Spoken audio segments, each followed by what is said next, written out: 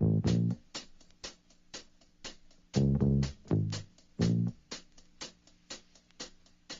ladies and gentlemen. This is the radio guy, Dr. Mike Prince. As you know, we come to you each and every day with all the insights, depths, and stories untold about the HBCU. Today would be no exception to the rule.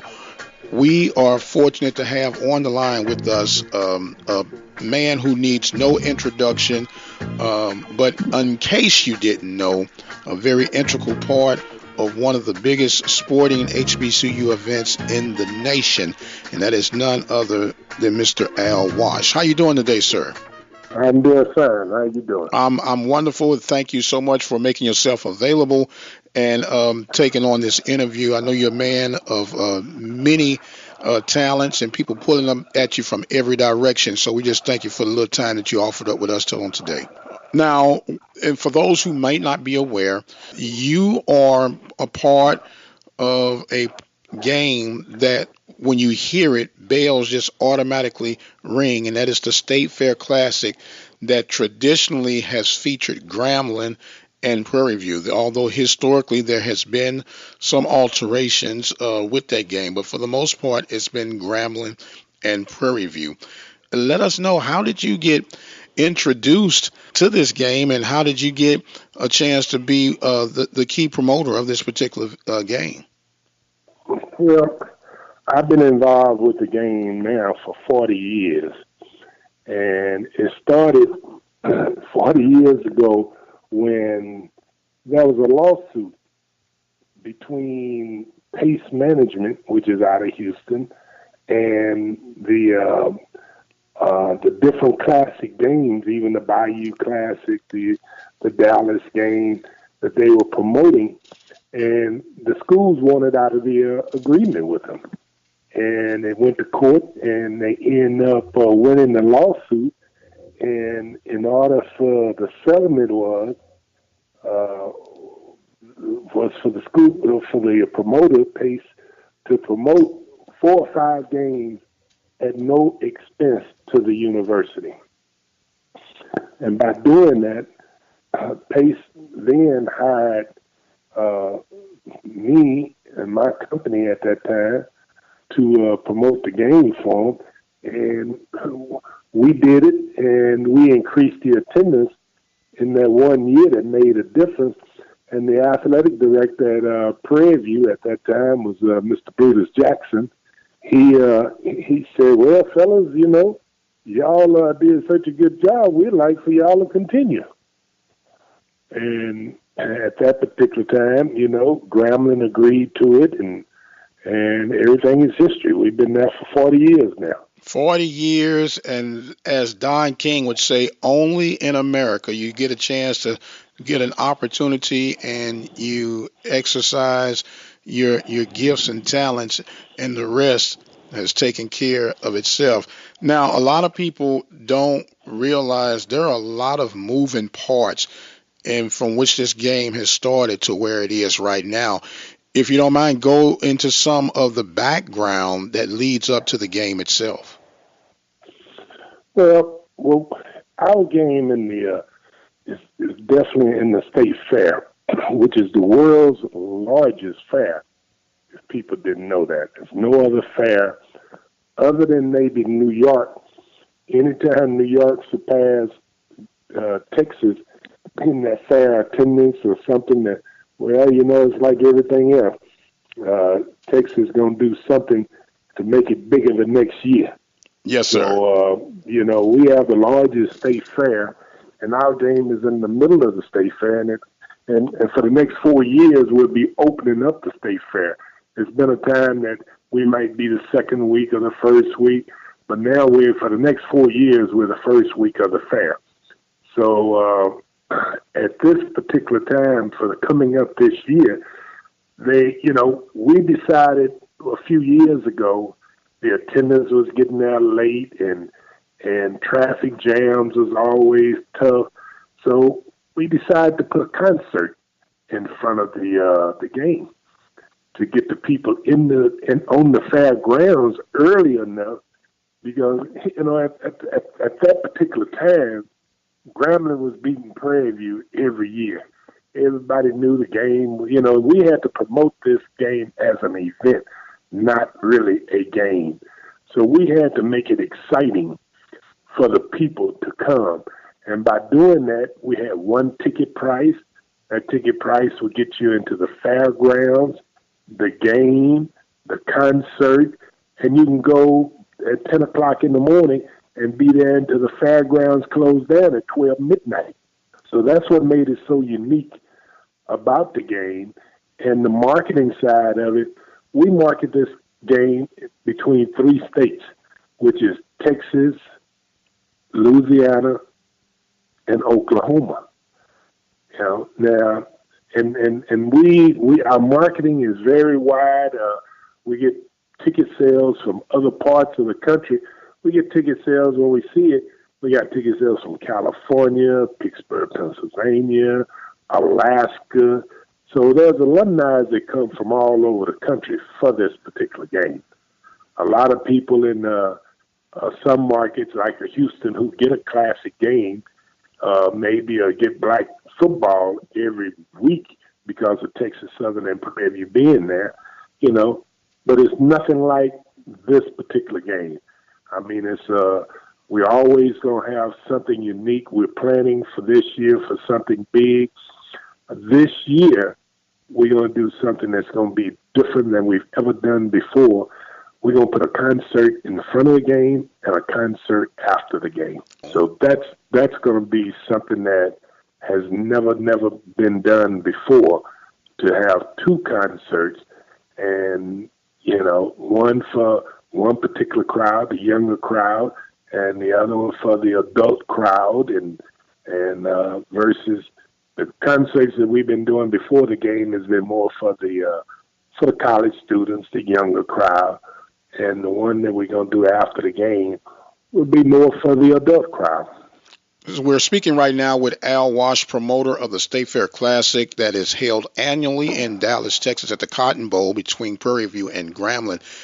You made a point that I'm going to jump back to in just a moment, but speaking back to this concert, are you at liberty to give us a sneak preview of who might be the entertainment on both concerts? Well, we would if we had the lineup already.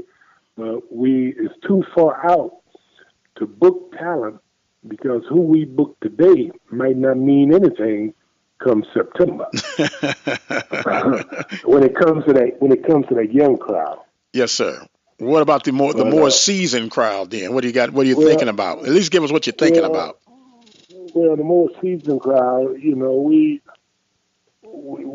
throwing a lot of things out there to possibly, it could be you know, Morris Day in the Times. It could be maybe a Sheila E. It could be Sisters in the Spirit, which is a tour consists of several different ladies, like, you know, possibly a Yolanda Adams, a C.C. Winans, a Yala Van Zant. You know, it could be more of a definitely adult type crowd. Absolutely, I got you. So you got a little bit something for everybody. So it's an overall experience. It's a family event. It's more than just a football game. It's a family experience that you can get in and experience one of the world's largest fair, at least the Texas largest fair, the state of Texas fair, that of the State Fair Classic in Dallas, Texas. Now, traditionally, for the last few years or so, everybody had marked their calendars for that first weekend in October. And now you've kind of dropped a subtle, I won't say a major bomb, but a subtle bomb that for the next 4 years, you'll be opening the fair. And is there any particular method behind that madness, or is it just the luck of the draw? Well, I think everybody has been assuming that it's been the first week of October, and that hasn't been the case every year, because leap year will fall in there, and we would go back to the last week of September, and we would be in the first week of October. Years ago, about 20 years ago, the fair extended the fair by a week after consulting with us and asked them, do we want to be in the fair every year? And they put the week in front of the fair instead of putting it normally on the tail end, so we could be in the fair every year. Because it used to be that, 3-4 years we might be in the fair, then 1 or 2 years, in a row we might be out of the fair, only because of the time of the year that the game fell on the schedule of the university.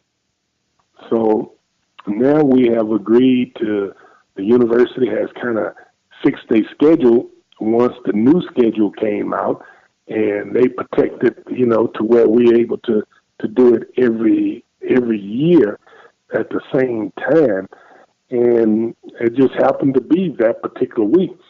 And it puts us out of harm's way of being in the way of Texas, Oklahoma, because Texas OU could be the first week of October or the second week of October. And of course, they've been playing there for years, and the way they had it in their contract, they got the first rights to choose which weekend they want. So we just said, let us get out of that. And so we know we consistent every year. We don't have to wait on Texas OU. We know Texas OU is not going to come and say, we want to play this particular week. But they could come and say, we want to play the first week or the second week, which could, mess up our schedule. Very well noted, and it makes all the sense. That's why we have you here, because a lot of times people will take stuff and create their own methods and hypotheses, and they could be so distant from the truth. And you go to the source and you'll get the source to break things down. And I'm very thankful for you clearing that part up. We are speaking right now with Al Wash, promoter of the State Fair Classic. Now, there have been many promoters, many games highlighted, and they've come and gone. What would you say has been the formula for your success and the longevity that you've had with this game between Grambling and Prairie View? Well, it's like we work on this game year round, and the game is just 2 or 3 months old now, and we're probably about 60-70% completed on exactly what we're doing for next year. But it's not so much as what we schedule as far as the entertainment, it's the marketing side. We have to look at where we selling tickets at, where we going to advertise, what we need to change around.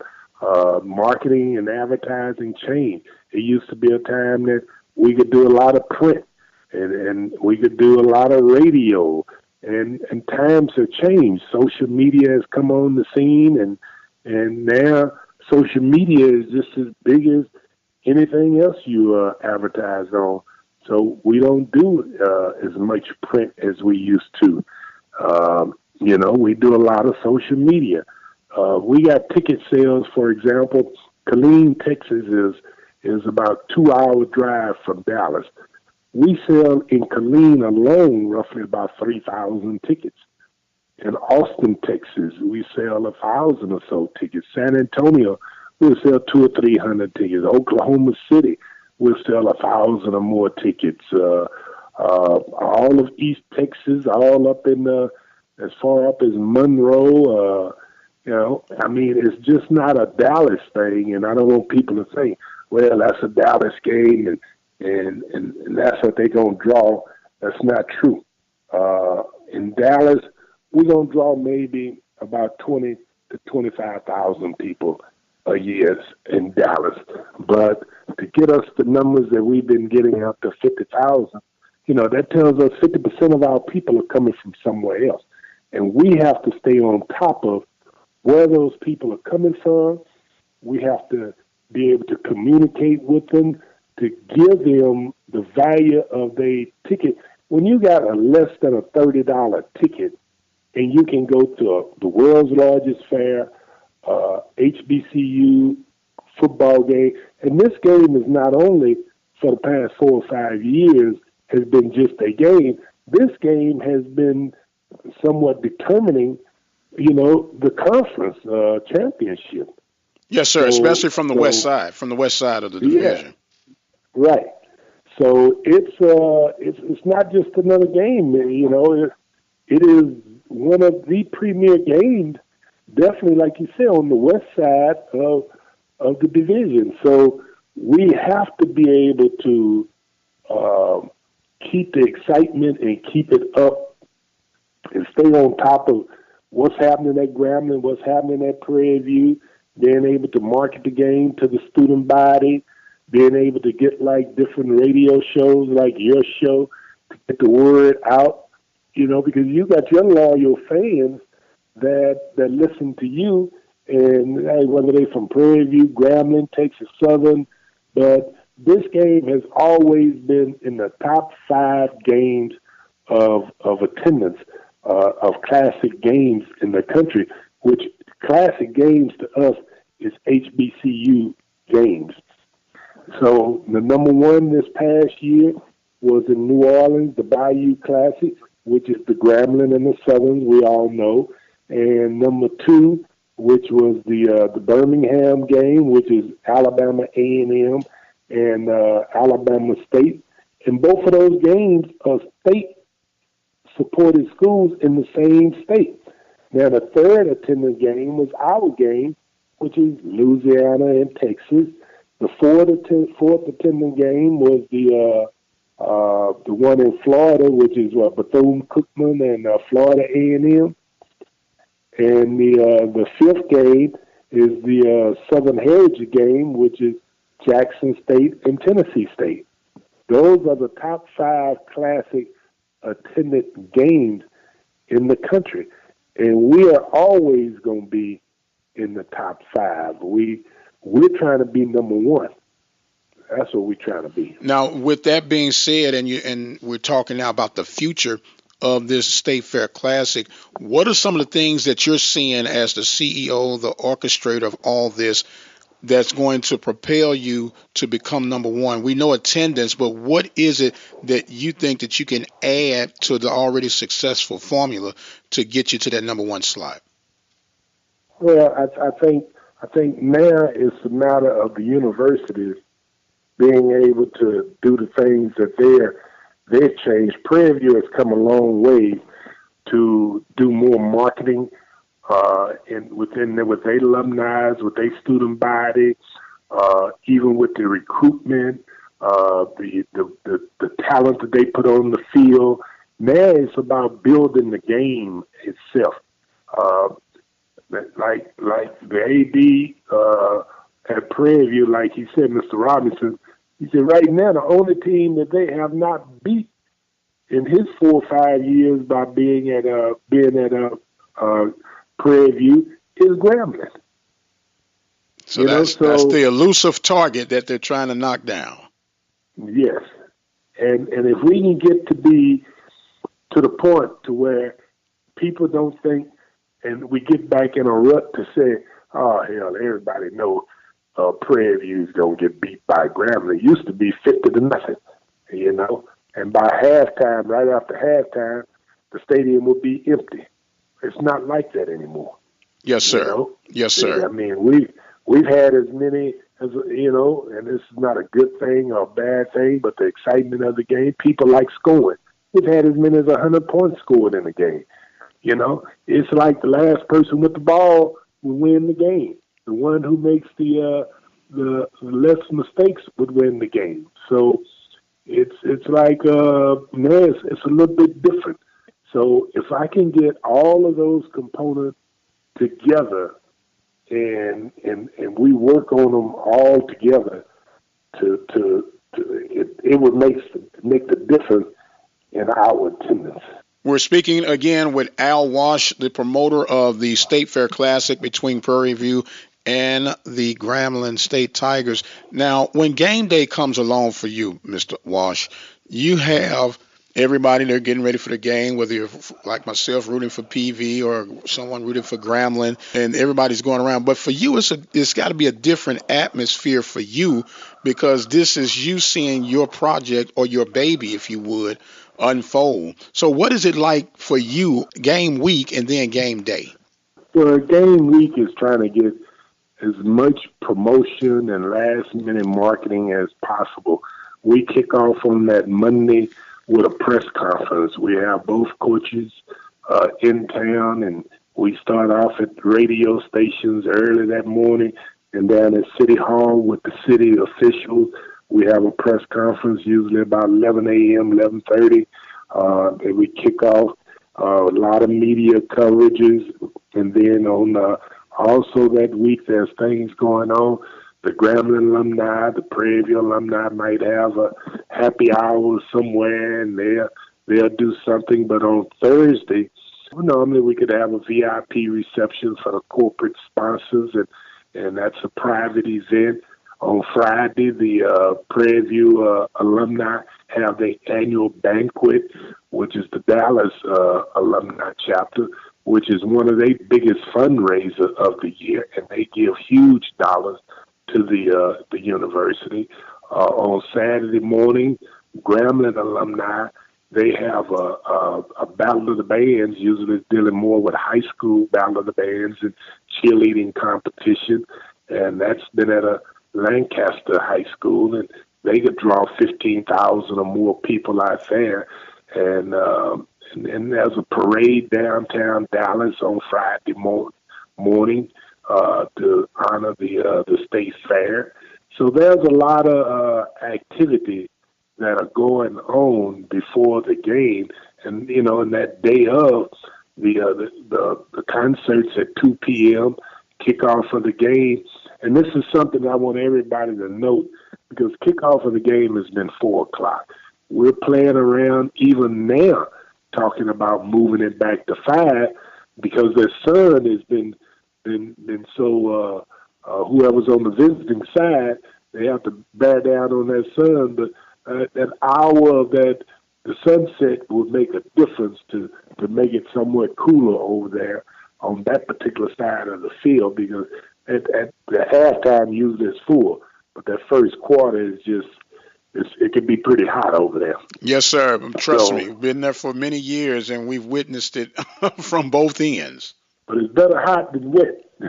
Yes, and that was another thing. Back in the '80s, it seemed like between the '80s and the '90s, it seemed like it rained every year at that event. But here of late, the weather has been picture perfect, just about. Yep, it has been. And people very seldom see me at the game because I'm on the rooftop or somewhere, controlling traffic, looking at the traffic, hearing the reports of is the traffic jam bad? If we got them in the stadium, are the gates backed up? Is everything secured? We have over 150 police officers out there, on horseback, inside the stadium, outside the stadium. So there's a lot of things that we have to prepare for. And, it's like anything else, We don't let handbags in, sealed handbags. We have to search them if they do come in. And there's things that the night before we have security out there all night, because we bring the dogs in, the bomb squads in. And, it's a lot of things and a lot of moving parts that we have to go through when you have that type of attendance to make it safe for everybody. So, we've been blessed to, unfortunately, fortunate not to have a lot of problems, Sometime one year we did have a problem with people said it was a gunshot, but nobody ever saw a bullet. It was a table that fell, and somebody hollered gun, and people are still running today, I believe. Well, one thing that I, being a PV alumnus, I had the luxuries a couple of years back to speak with one of the top officers of security with the SWAT team. A lot of people don't know there's a SWAT team that's in Prairie just in case someone want to get out of pocket, they can put right back in pocket.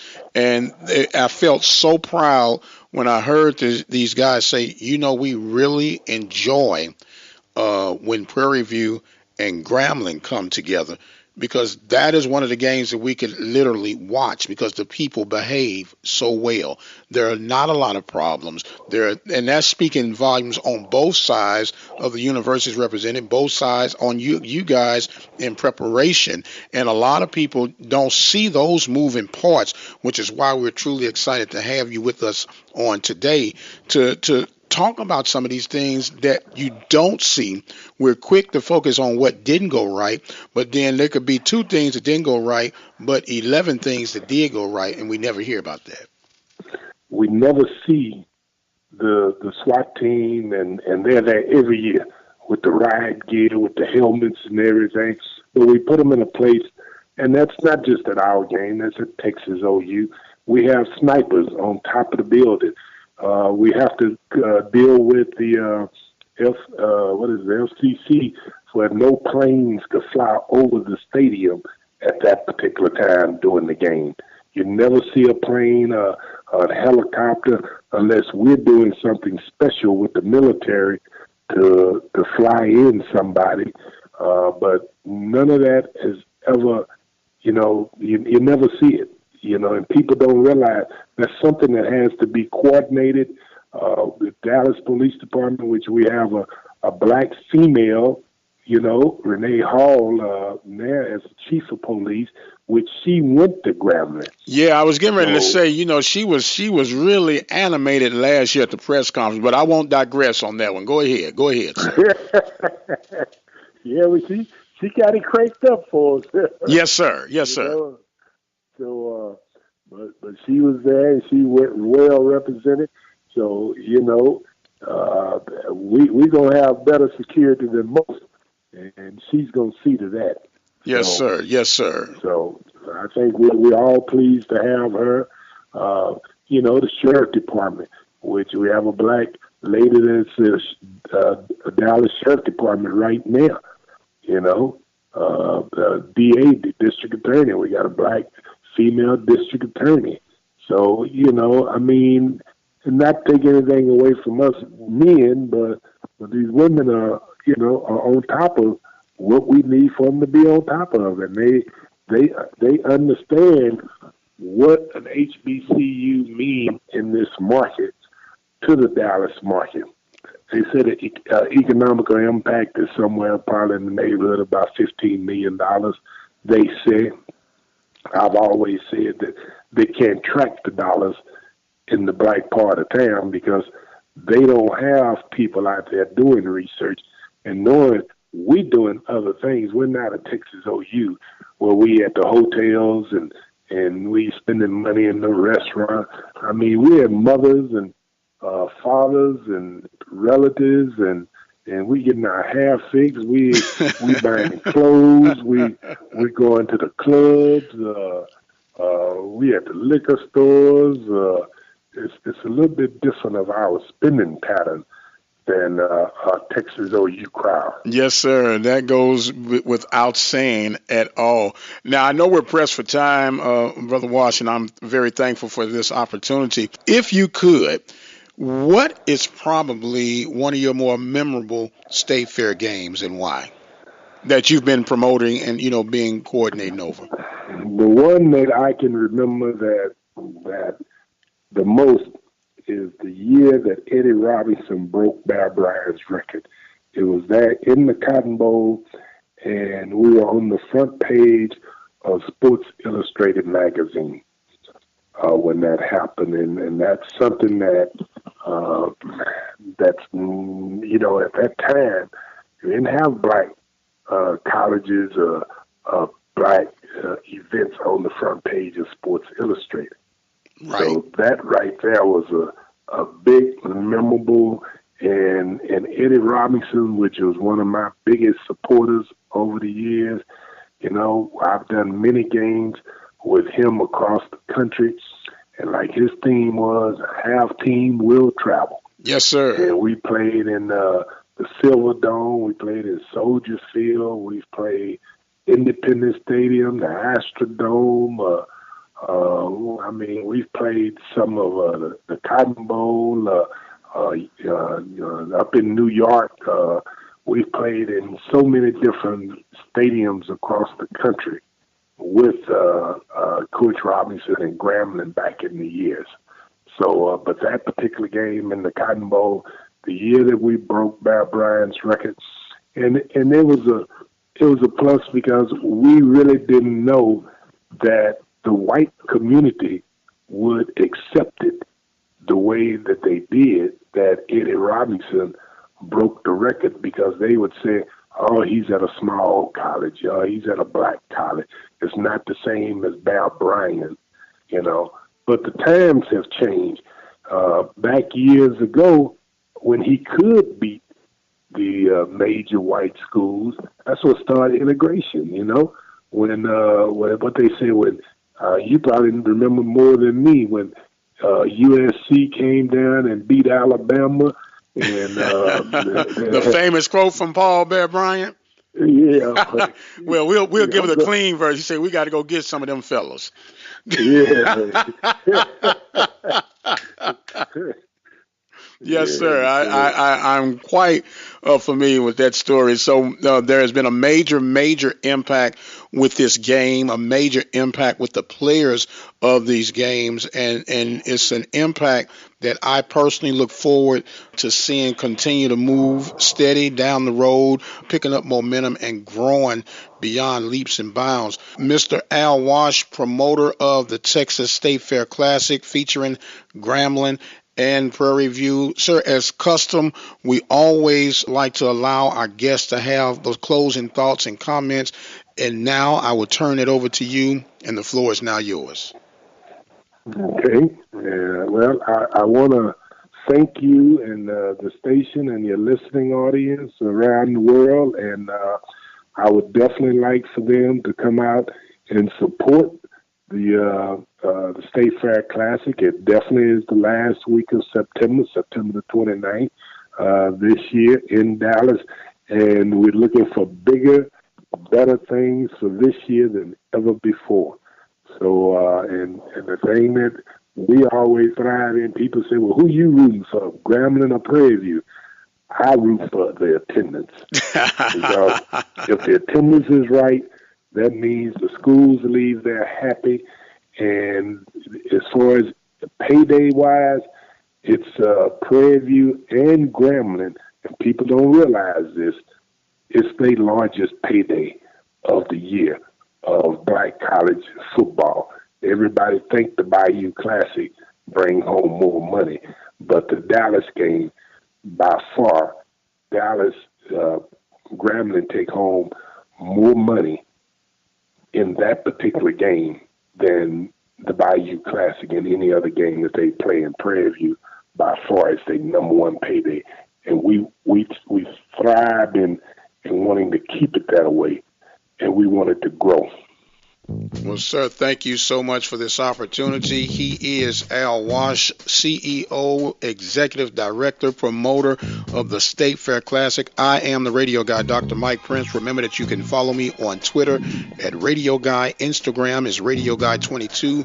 The website is obn-radio.com. And don't forget, you can listen to us on TuneIn 24 hours a day. Simply go to Open Mic Broadcast Network. And if all else fails, you can dial and listen on your phone by dialing 605-477-5066. That's going to wrap us up for today. Until the next time, you guys be blessed, and we'll see you on the other side.